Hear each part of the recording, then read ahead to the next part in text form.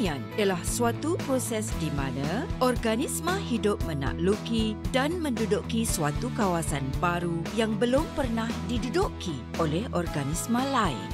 Spesies organisma yang mula-mula mengkoloni habitat baru ini dikenali sebagai perintis. Kehadiran perintis ini mengubahkan persekitaran secara beransur-ansur. Semakin lama masa beredar, persekitaran tersebut menjadi kurang sesuai untuk spesies perintis, tetapi menjadi lebih sesuai pula untuk spesies pengganti atau spesies penyesar. Bilangan spesies penyesar ini bertambah mengikut masa dan akhirnya menggantikan spesies perintis. Proses ini akan berterusan dengan pengganti baru mengambil alih tempat pengganti yang sebelum ini secara beransur-ansur. Proses ini disebut sesaran. Sesaran akan berlanjutan sehingga terbentuknya suatu komuniti yang stabil dan seimbang yang dikenali sebagai community climax.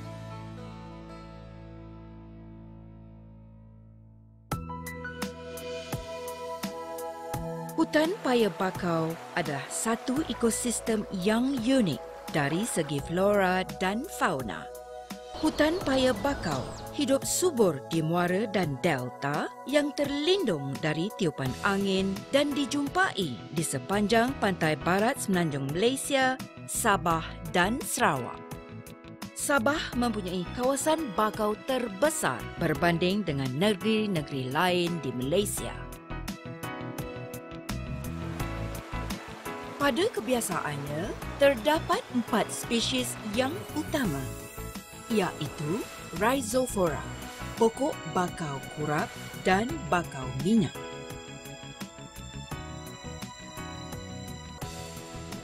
Avicennia, iaitu pokok api-api. Ruguira, iaitu pokok berus, tumu atau lenggadai. Dan akhir sekali, Soneraceae, iaitu pokok berepat, berembang atau gedabu. Komuniti bakau sangat unik. Kedua-dua hidupan daratan dan akuatik ditemui hidup di sebatang pokok bakau. Organisma daratan menduduki bahagian atas pokok bakau, manakala pangkal tumbuhan tersebut membentuk habitat untuk hidupan akuatik. Spesies ikan yang ketara di hutan bakau ialah ikan belacak atau ikan tembakul. Haiwan yang paling menarik di kawasan bakau dan dataran lumpur berhampirannya ialah spesies burung air dan burung pantai. Burung-burung ini memakan pelbagai jenis makanan seperti plankton, tumbuh-tumbuhan air, cacing, krustasea, moluska dan ikan. Klip-klip dijumpai di pokok bakau pada waktu malam. Spesies haiwan lain yang ditemui di kawasan ini termasuklah memerang, kera, lotong kelabu, biawak dan buaya.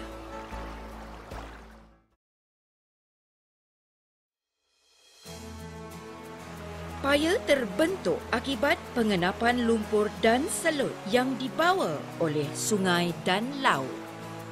Tanah lembut yang berlumpur, kandungan garam air masin yang tinggi dan keadaan terdedah kepada keamatan cahaya menjadikan persekitaran ini tidak sesuai bagi tumbuhan darat yang lain. Hanya pokok bakau sahaja yang berupaya hidup di kawasan yang sebegini. Pokok bakau mempunyai ciri-ciri penyesuaian tertentu untuk mengatasi keadaan persekitaran yang ekstrim.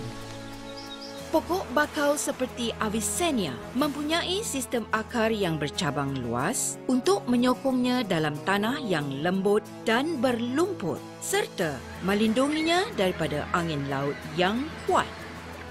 Tumbuhan ini juga mempunyai pneumatophore, iaitu akar pernafasan yang menonjol keluar daripada permukaan air bagi menyerap oksigen daripada atmosfera melalui lentiselnya.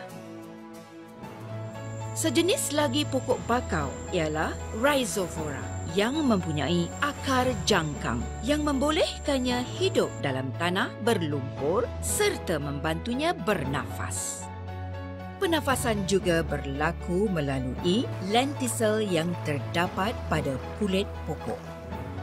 Selain itu, pokok bakau mempunyai daun berkutikel tebal dan sakulen untuk menyimpan air. Akar-akar turut berupaya menyerap air laut disebabkan kandungan garam dalam subsel yang lebih tinggi. Lebihan air laut ini sebaliknya akan dikeluarkan melalui liang-liang hidatoda yang terdapat pada dedaun pokok bakau. Pokok bakau mempunyai biji benih viviparity, iaitu biji benihnya bercambah semasa masih melekat pada induk. Apabila jatuh ke bumi, radikal panjang yang terdapat pada anak-anak pokok ini membantunya daripada ditenggelami lumpur atau dihanyutkan oleh ombak. Ini meningkatkan peluang untuk biji benih hidup.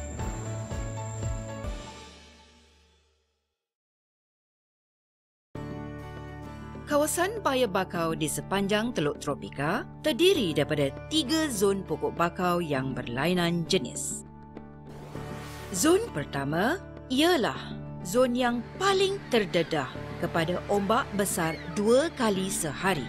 Zon ini ditumbuhi oleh pokok Avicennia, iaitu pokok api-api, dan pokok Soneraceae, iaitu pokok perepat. Zon kedua terdapat di sepanjang sungai berdekatan dengan muara, terdiri daripada pokok Rhizophora, iaitu pokok bakau minyak. Zon ketiga terletak lebih jauh ke pedalaman, kurang ditenggelami air laut dan ditumbuhi pokok Bruguiera, iaitu pokok tungu merah. Spesies perintis di paya bakau ialah Avicennia dan Soneraceae. Sistem akar yang meluas pada Avicennia dan Soneraceae membantu pokok ini memerangkap lumpur dan bahan organik yang dibawa oleh air pasang. Pengumpulan lumpur secara beransur-ansur di kawasan ini menyebabkan tanah menjadi lebih tinggi dan lebih padat. Keadaan ini menjadi lebih sesuai untuk Rhizophora dan tidak sesuai lagi untuk pertumbuhan pokok perintis. Lama-kelamaan, Rhizophora mengganti spesies perintis. Rhizophora mempunyai akar jangkang berselirat yang dapat memerangkap ranting kayu dan lumpur yang hanyut serta menyekat aliran arus air. Pemerangkapan lumpur yang lebih banyak menyebabkan pemendapan berlaku dengan lebih cepat. Lama-kelamaan, tebing menjadi lebih tinggi dan kering kerana kurang dilimpahi air laut semasa air pasang. Struktur tanah menjadi semakin keras dan padat. Perubahan persekitaran ini menyebabkan tanah menjadi kurang sesuai untuk Rhizophora, tetapi sebaliknya menjadi lebih sesuai untuk pokok bakau jenis lain, iaitu Bruguiera yang menggantikan Rhizophora. Pokok Bruguiera tumbuh dengan baik di kawasan tanah yang tinggi, keras dan hanya dilimpahi air pasang beraras tinggi. Pokok ini mempunyai akar banir. Akar banir membentuk lingkaran yang keluar daripada tanah dan dapat memerangkap banyak lumpur dan kelodak. Ini mengubah struktur tanah secara beransur-ansur. Proses pemendapan yang berterusan menyebabkan pembentukan paya baharu yang mengunjur ke laut, manakala pantai yang lama semakin menjauhi laut. Perubahan persekitaran berlaku secara berterusan menyebabkan tanah di pantai menyerupai daratan yang lebih sesuai untuk pokok daratan yang akan menyesarkan pokok Bruguiera. Lama-kelamaan, pokok daratan yang lain akan tumbuh dan sesaran berlaku. Akhirnya, hutan hujan tropika terbentuk dan merupakan komuniti klimaks dalam keseluruhan proses sesaran di Paya Bakau.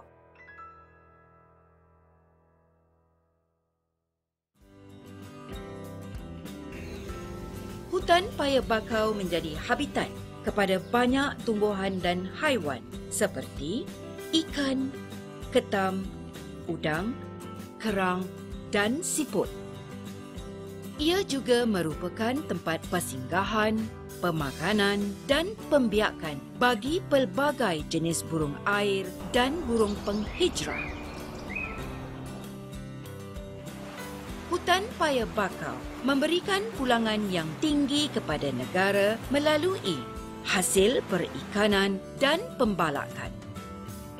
Kayu bakau digunakan untuk membina rumah, bot, perangkap ikan dan sebagai sumber bahan api. Tanin yang diperolehi daripada kulit pokok bakau digunakan untuk mewarnakan jaring, kain layar dan pelekat plastik. Ubat-ubatan boleh disediakan daripada bahagian pokok bakau. Hutan Paya Bakau yang merupakan habitat kepada pelbagai flora dan fauna yang unik seperti kelip-kelip mampu menarik pelancong ke negara kita. Paya Bakau berperanan sebagai benteng semula jadi yang menghalang pergerakan angin yang kencang di kawasan pantai.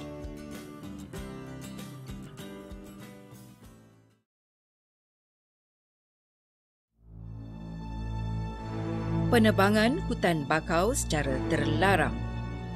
Penukaran kawasan hutan bakau kepada kawasan pertanian, kolam aquakultur dan kawasan pembangunan bandar serta perindustrian. Penggunaan peralatan perikanan yang berbahaya. Pencemaran iaitu minyak, bahan buangan. Hutan Paya Bakau merupakan khazanah alam yang tiada ternilai. Ekosistem yang mudah terjejas ini perlu dipelihara sebagai simpanan alam semula jadi. Pelbagai usaha perlu dilakukan untuk meningkatkan kesedaran awam dan menanamkan rasa tanggungjawab dalam diri kita. Ini untuk memelihara warisan bakau semula jadi yang menyimpan sebahagian daripada flora dan fauna dunia yang terancam.